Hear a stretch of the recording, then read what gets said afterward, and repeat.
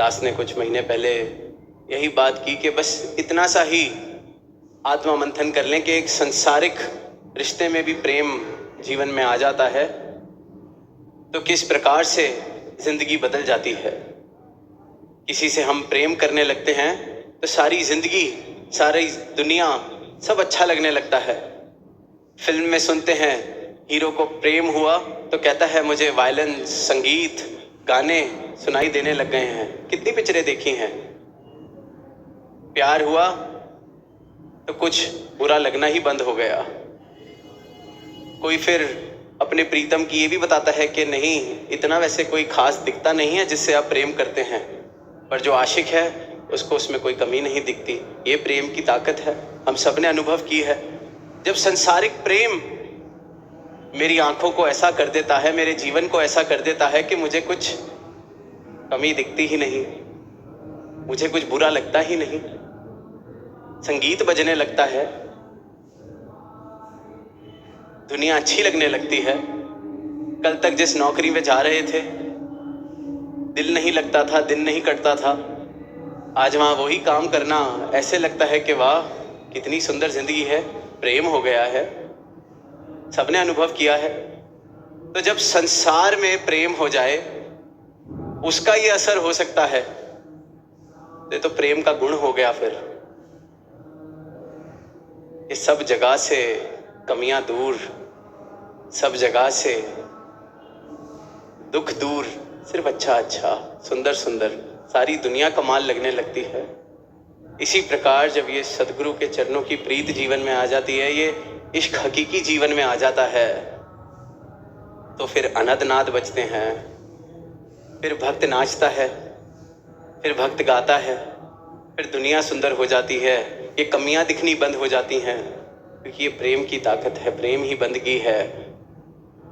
इंसान से प्रेम कर बैठते हैं तो कह देते हैं ये मेरा ईश्वर है।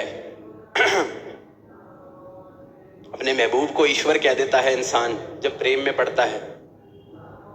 कितने सारे गाने हम सबने सुने हैं, पर जब ईश्वर से ही प्रेम हो जाए तो फिर सारा इंसान ईश्वर के अंश लगने लगते हैं, सारी धरा में ईश्वर के दर्शन होने लगते हैं, इस परमात्मा के दर्शन होने लगते हैं।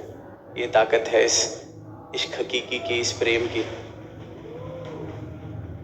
ये परिणाम है इस प्रेम का।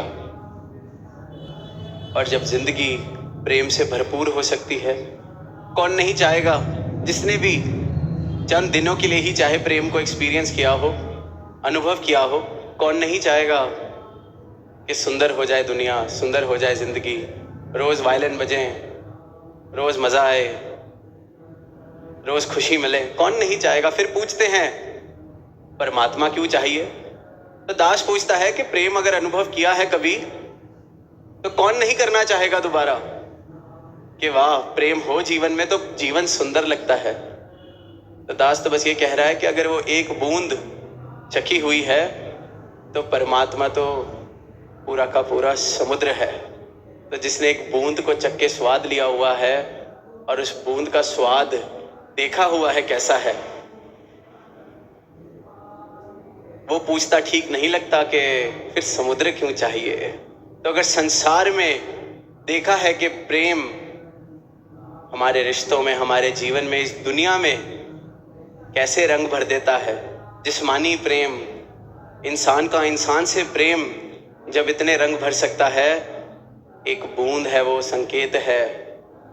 बस यही सवाल, यही मंथन कर लें कि अगर ये एक इंसानी जिस्मानी प्रेम, एक बूंद मात्र प्रेम जीवन में ये रंग भर सकता है, तो वो सवाल ही खत्म हो जाएगा कि परमात्मा क्यों चाहिए।